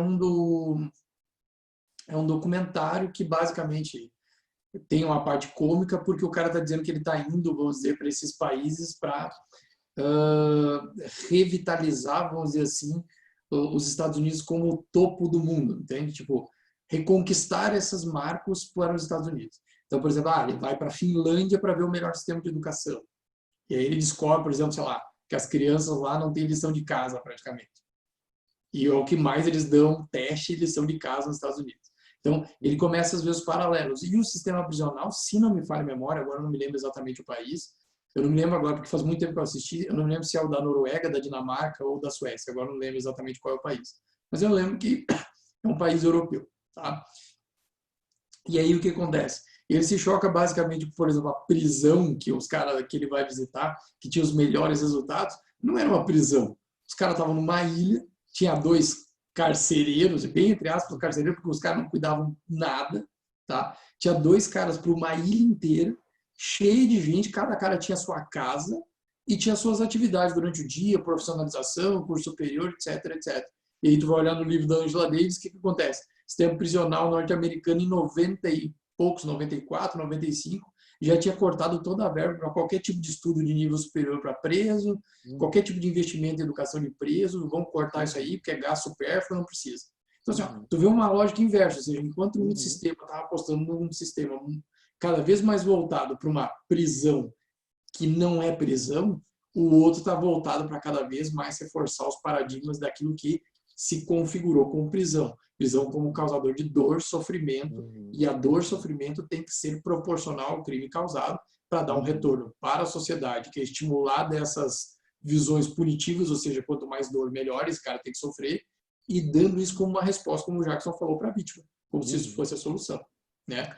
Sabendo desde logo, e isso aparece num outro livro, que é o livro do Christie, que o próprio, de novo, o Mackenzie menciona logo no início da sua introdução, da revitalização do seu livro, que o Christie comprova isso, essa indústria, esse complexo industrial prisional não se justifica. Porque no mesmo período em que tu investe cada vez mais em prisão, nesses países tu tinha queda na taxa de criminalidade. Não faz sentido. Ou seja, é prisão caindo, é criminalidade caindo e tu investindo em gente presa. Não faz sentido. Lembra? E aí, de novo, nenhum capitalista faria isso, não fazia sentido. Vamos lá, a lógica da oferta e da procura aqui, da oferta e da demanda. Não dá. Não tem como. Então, como é que você está aumentando, né, a sua oferta se a sua demanda está caindo? Não tem como. Então, isso não faz sentido nem na lógica dos capitalistas. Quanto mais na lógica da análise do sistema penal. Não fazia sentido nenhum. E mesmo assim, se justificava isso durante esse período. Né? De novo, para a gente ver a importância, o porquê que algumas discussões estão conectadas. O porquê que é importante, tinha autores da área criminal agora discutindo essa questão de ocultação de dados. O porquê que o trabalho do pessoal que está pesquisando o chamado infovírus, né, os dados sobre as pessoas na pandemia no sistema prisional é importante? Porque os dados dados pelo governo estavam maquiados e alguns dados por algumas empresas e alguns órgãos de mídia estavam maquiados. Pseudo-informação é prejudicial? Muito.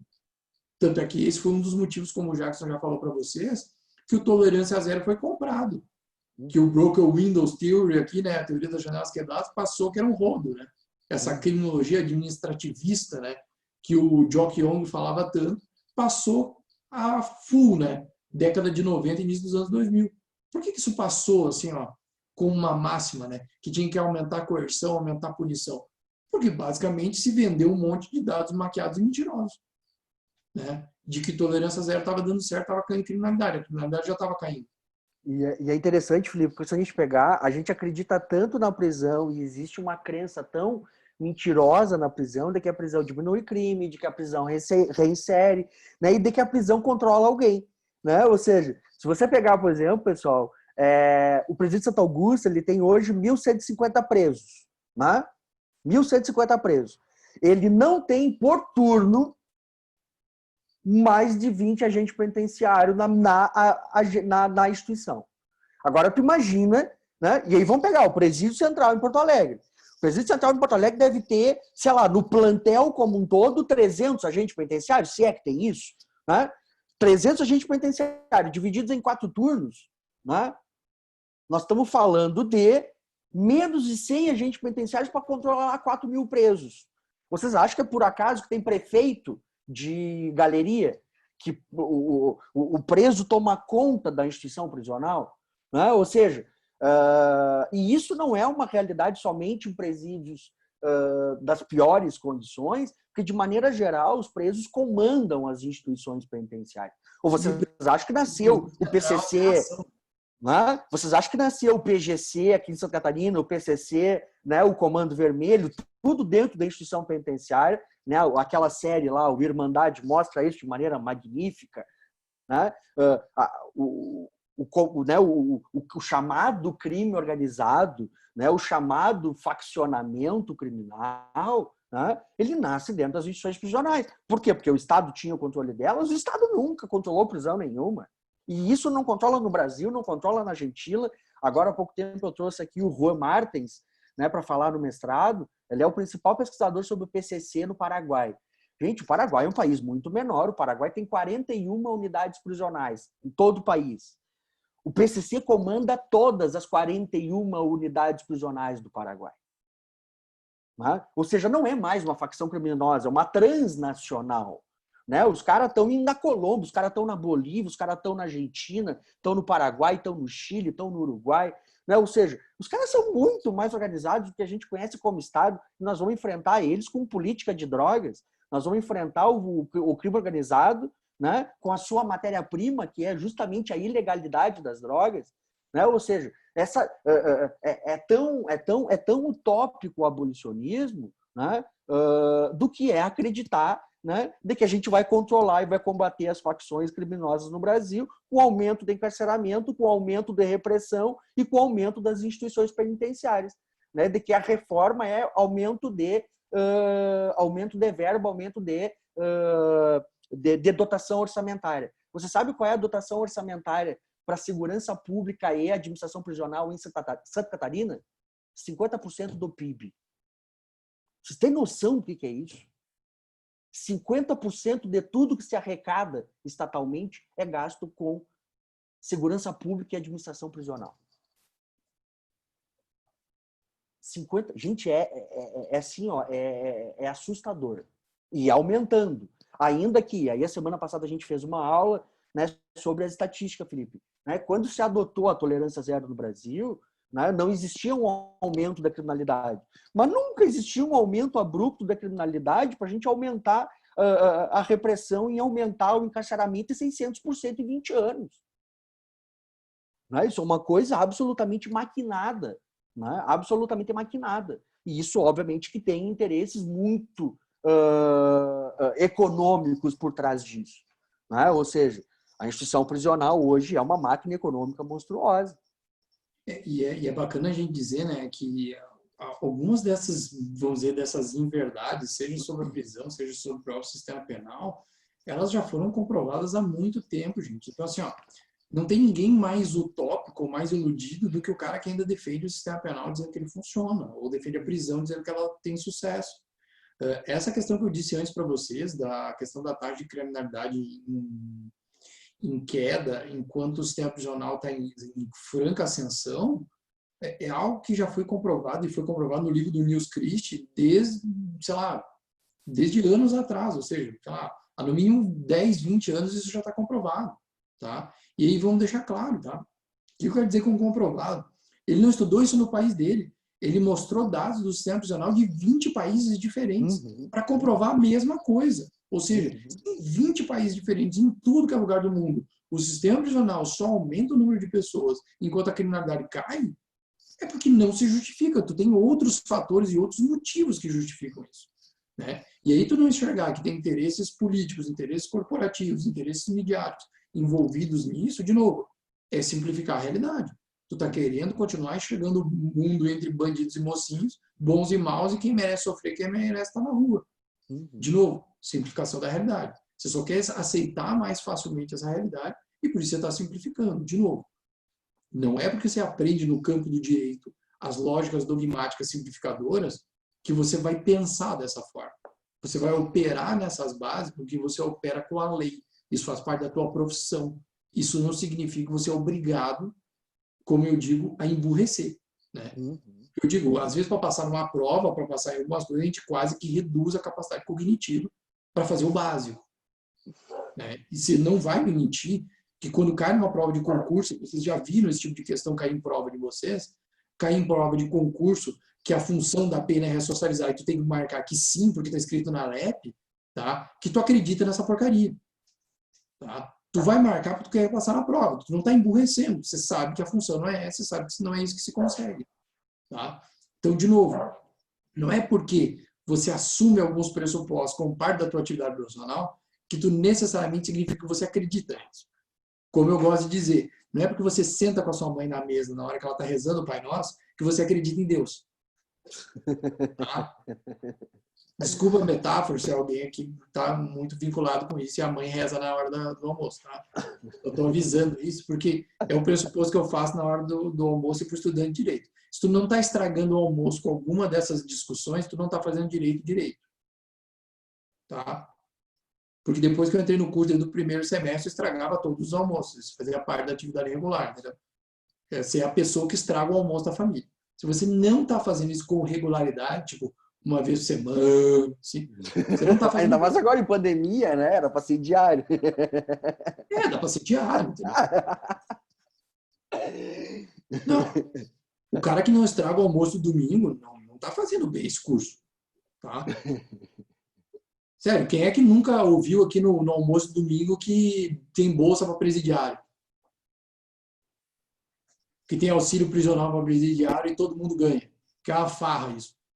Pô, aí tu enlouquece o professor da área criminal, o professor de previdenciário ao mesmo tempo, né? Que tem que Uhum. ensinar essa coisa 2 vezes para ver se o aluno aprende, né? Uhum. O aluno é capaz de aprender, mas a família não aprende, né? E, de novo, se tu não estragou o almoço tendo que explicar isso, o curso não está sendo bom, né?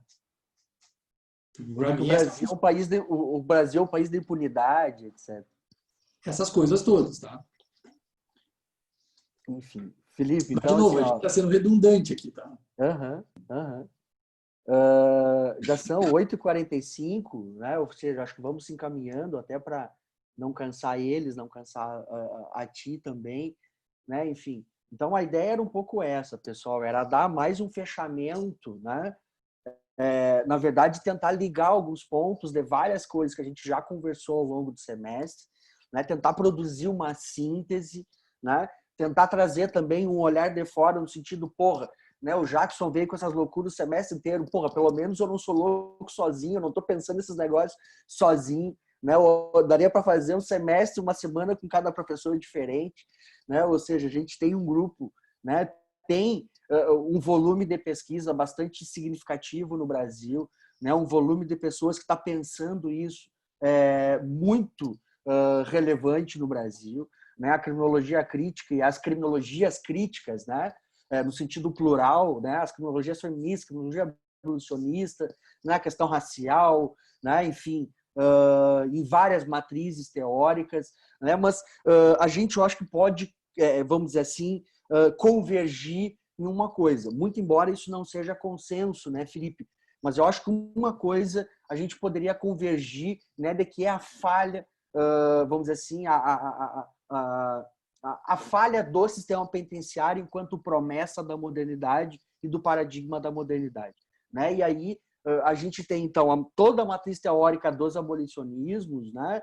E agora mais recentemente, pelo menos para nós aqui, né, a contribuição da Angela Davis e dando um tom político muito visceral. Né? Os abolicionistas tinham uma perspectiva muito mais acadêmica, pode-se dizer conceitual em alguns aspectos, né? E a Angela Davis vem e coloca isso, e eu acho fundamental, pessoal, porque quando esses caras escreviam, né, o Husman, o Nils Christ, o Thomas Matisse, eles estavam escrevendo na década de 70, quando a criminologia estava no seu ápice da militância, né, com lá a criminologia radical norte-americana, criminologia inglesa, né, e aí os escandinavos vão dizer a prisão não presta para nada, né? E aí tem todo o movimento antipsiquiátrico também, o movimento antimanicomial, desculpa, né, o movimento antimanicomial, né? Ou seja, esse era o contexto que esses caras estavam escrevendo, né? Só que depois disso, a criminologia vai acabar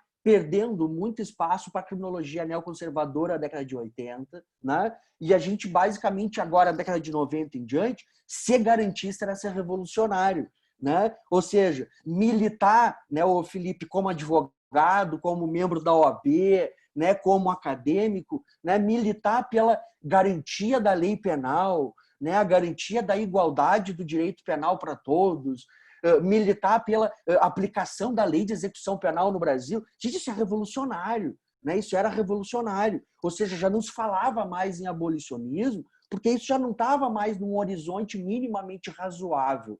Né? E aí o Felipe pode me desmentir ou fazer um parênteses se ele interpreta essa realidade de maneira diferente. Né? Ou seja, e aí a Angela Davis vem no início do século XXI, no ápice da mentira do direito penal e no ápice do descrédito das instituições penitenciárias, e eu acho que ela teve, vou dizer assim, eu não vou nem dizer a sorte de uma comprovação empírica, né, mas o azar da comprovação empírica, que foi agora os episódios do George Floyd e de toda a ebulição que os Estados Unidos entrou por conta da morte de um homem negro, pobre, por um agente policial branco, né? Ou seja, aquilo que é, na verdade, toda a discussão, ou grande parte da discussão que a criminologia faz há 30, 40, 50, 60 anos, né? A Angela Davis vai e aponta o dedo na cara dos caras e vai dizer: não tem como reformar a prisão, não tem garantismo que faça a prisão boa. Né? Não existe prisão boa. Né? Esses caras estavam escrevendo sobre o abolicionismo penal na Noruega, na Suécia e na Dinamarca, o maior PIB do planeta, onde a prisão é melhor que o teu apartamento. Né? E ainda assim o abolicionismo nasce lá. né? E aí vem a Angela Davis e diz, não tem mais o que reformar a prisão, não tem mais o que fazer com isso, isso é um verdadeiro moinho de moer gente. E normalmente é de moer gente preta e pobre e mulher envolvida com tráfico de drogas. Ou seja, a gente tem que pensar alguma coisa melhor que o direito penal, para parafrasear uma frase bastante famosa do direito penal clássico, né? Ou seja, a Angela Davis ela coloca de novo, não mais como uma questão teórica e acadêmica, mas ela recoloca na agenda política a questão antiprisional no século XXI. Ou seja, ela coloca a questão prisional como uma instituição que massacra a sociedade mais pobre, que massacra a sociedade periférica, que massacra a sociedade imigrante, que massacra a sociedade negra e que está massacrando a sociedade feminina, né? Ou seja, ela coloca isso a partir da lógica da interseccionalidade, que eu acho fenomenal. E o que eu acho fenomenal, e para encerrar minha participação e para deixar a fala final do Felipe, o que eu acho fenomenal desse movimento norte-americano atual, Felipe? Né? O movimento lá do George Floyd, do pessoal dos abolicionistas, etc., o que eles conseguiram? Né? E aí eu vejo uma diferença disso no Brasil. Né? No Brasil, né, a gente quer a punição do policial militar que matou o menino, a gente quer o aumento da pena para a polícia, a gente quer o maior rigor penal para a polícia que mata as pessoas. Né? A polícia do Brasil que mais mata, a gente quer que eles sejam punidos mais severamente. Né? Os Estados Unidos, o que eles conseguiram? Sentar prefeito, sentar governador e repactuar todo o projeto de segurança pública. Se a gente não sentar e repensar a segurança pública, se a gente não sentar e não avançar, inclusive nas pautas dos movimentos progressistas, que a pauta seja não aumento de pena, não definição penal, não enrijecimento de regime prisional, não aumentar o rigor do controle da polícia, mas repensar a própria polícia dentro da sociedade e repensar o próprio projeto de segurança pública, que inclusive o policial pobre e preto do Rio de Janeiro também faz parte. Né? Ou seja, a polícia do Rio é a polícia que mais mata e a polícia que mais morre.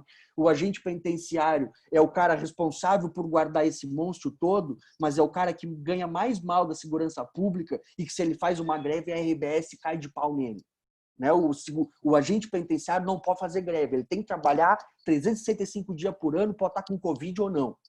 Né? Ou seja, então, se a gente não parar para repensar o fenômeno amplamente complexo da segurança pública, a partir de uma perspectiva de diminuir truculência, diminuir violência, diminuir aparato produtor de violência, nós vamos estar reformando e chovendo no molhado e tentando aplicar uma lei que, na verdade, a própria lei é um problema em si mesmo. Né? Ou seja, a lei não salva ninguém, a lei não impede policial de matar, a lei não impede policial de passar fome, a lei não impede policial de receber salário parcelado no Rio Grande do Sul, a lei não impede porcaria disso nenhuma. Né? Ou seja, então a gente tem que começar a pensar para além da lei, tem que pensar o fenômeno da violência, o fenômeno da segurança pública como um fenômeno complexo que é. E eu acho que a Angela Davis e as teorias abolicionistas são uma ótima chave para começar a resgatar essa discussão. Eu acho que tem uma coisa muito importante que a gente tem que dizer, né? A Angela Davis e outros autores, e ela diz isso especialmente no livro, né? É um registro importante para a gente dizer, o Jackson está falando para vocês, de que não é porque você está lutando por melhores condições no sistema prisional que você não está lutando contra a abolição do próprio sistema. Então, ela diz que uma discussão não exclui a outra, ela faz as duas coisas. Ao mesmo tempo que ela está lutando pela uma questão muito pragmática, às vezes, da melhoria das condições para aqueles seres humanos que estão lá naqueles locais, naquele momento, isso não inviabiliza que ela mantenha-se coerente, discutindo ainda uma lógica de abolição do próprio sistema prisional. Isso não invalida uma coisa, não invalida a outra. Tá? É isso e isso ela diz durante o livro, é muito importante. Então, qualquer um de vocês aqui que pautar para vocês como parte da luta de vocês enquanto profissionais jurídicos por melhores condições do sistema prisional, isso não torna vocês hipócritas e, ao mesmo tempo, vocês defenderem a exclusão do sistema prisional. Uma coisa não exclui a outra. Isso é importante que a gente diga. Sobre essa questão, eu concordo em gênero, número e grau contigo, Jackson, quando tu diz assim, ó, que a conquista dos movimentos americanos sobre essa questão policial é muito mais importante no sentido de que consegue um repensar da própria segurança pública, não tem nenhuma sombra de dúvida. Porque a mero ajuste de legislação não serve para nada, aumento de punição de policial não serve para nada. Né? A gente sempre diz, uma das lógicas básicas de um pensamento neoliberal é o quê? A reforma constante da legislação. A legislação está sempre atrasada, tem que ser atualizada. Isso é constante e vale em todas as áreas. Não estou atualizando a legislação trabalhista, previdenciária, penal também não foge disso. É a constante atualização como fruto da desordem jurídica quando comparada com a aceleração e a dinâmica do mercado. O mercado é sempre ágil e o direito é sempre lento. Lógica básica neoliberal. Então, isso para mim faz completo sentido, eu acho que tu tem total razão, tá? E só para dar um outro exemplo, gente, nesse processo de repensar essas dinâmicas de violência e de segurança pública, a própria lógica de trabalhar vocês já pararam para pensar, não sei se você sabe isso, algum de vocês já olhou o retrato da violência policial. Qual é a maior causa de mortalidade policial hoje? Você sabe? Agora nós já estamos terminando aqui, tá? Então, assalto, furto, né? Tentativa de assalto, uma coisa assim. Qual é a maior, o que representa a maior taxa de mortalidade policial? O que vocês acham?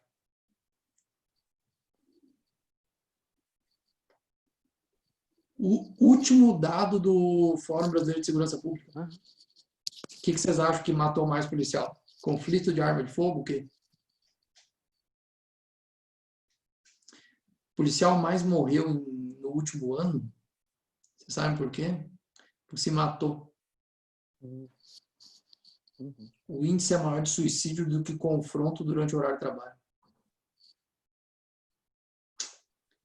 A gente tem a polícia que mais morre por N motivos.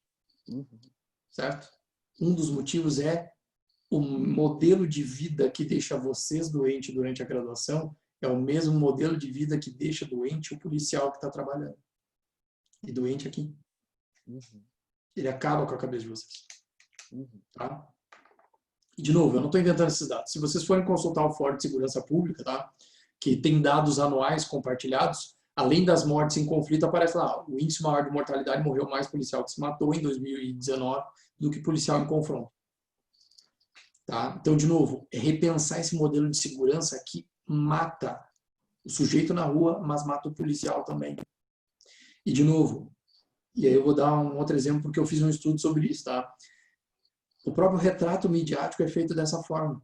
Quando a mídia não consegue execrar o sujeito que foi morto, ela se volta contra o policial. É a lógica do herói bandido o tempo inteiro. Tá? E eu teve um caso que eu analisei, que foi em 2017, de um menino no Rio de Janeiro, que o nome era Jonathan. E basicamente o Jonathan foi morto numa operação policial completamente desastrada, com um tiro de fuzil na cabeça. Só que em determinado momento, todas as notícias da primeira semana eram dizendo que ele, em tese, estaria envolvido com o tráfico. Só que se comprovou que ele estava indo comprar pipoca para a festa junina do irmão. Tanto é que ele morre com o saco de pipoca. E tem testemunhas, e tem foto, e tem uma série de coisas. Quando a mídia não consegue, se inverte na segunda semana, todas as notícias são sobre o policial mal treinado, o policial bandido, o policial isso, o policial aquilo. Por quê? O policial não enxerga que esse giro vai acontecer contra ele. Porque ele não se enxerga, de novo, como pobre, como classe baixa. Ele não se enxerga como um alvo do sistema. De novo, porque isso é um pensamento que a gente chama de militarizado. O militarizar o pensamento não é treinamento militar, não é lógica, é militarizar enquanto pensamento colonizado. Tá? Só para dar um outro exemplo, as guardas municipais de São Paulo tinham comportamentos iguais aos da polícia militar. Tá? Só que o detalhe, a guarda municipal não tem treinamento com polícia. Nem com polícia militar, nem com polícia civil, nem com polícia federal. Percebe que o militarizar é militarizar a forma de atuar, de pensar e de violência? Então, tu precisava o quê?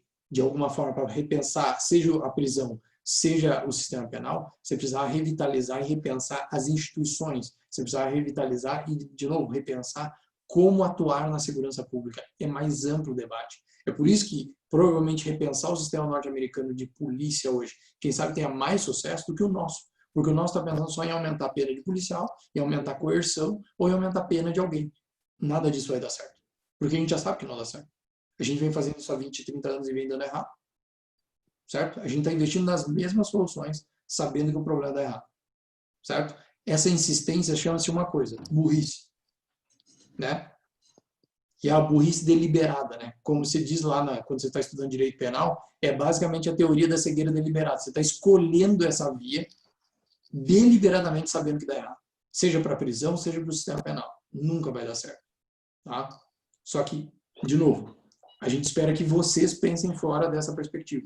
Que vocês pensem além disso. Porque vocês não podem assumir esses cargos jurídicos, eventualmente, nas suas carreiras futuramente, e replicar essas mesmas lógicas. Não é porque vocês vão ocupar esses espaços que vocês vão reproduzir as dinâmicas de pensamento desses espaços. É isso que a gente não quer aqui, minimamente, enquanto professores também, além de, obviamente, advogados ou profissionais da área jurídica.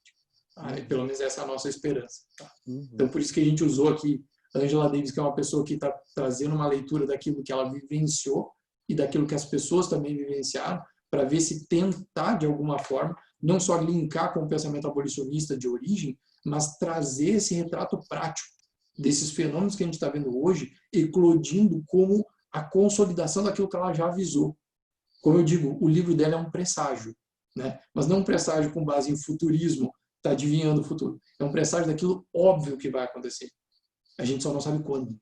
É que nem os médicos que disseram que um dia ia acontecer uma pandemia dessa. A gente só não sabia quando. É a mesma coisa. Desculpe, gente, se eu me alonguei aqui, tá? Porque Nada, quando a gente capaz. gosta desses assuntos, a gente fica falando. Se deixar, assim, o cara vai todo, tá? Felipe, porra, obrigado, cara. Deixa eu